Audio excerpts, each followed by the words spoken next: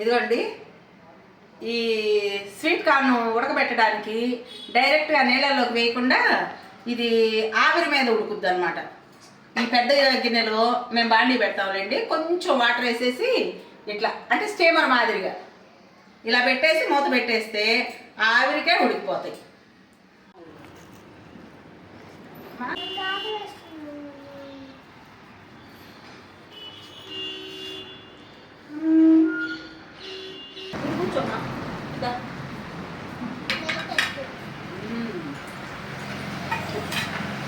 ఇది కూడా వచ్చి మన నువ్వు మాత్రం అది తింటూ ఉండమ్మా, నేను వచ్చి పెడతాను.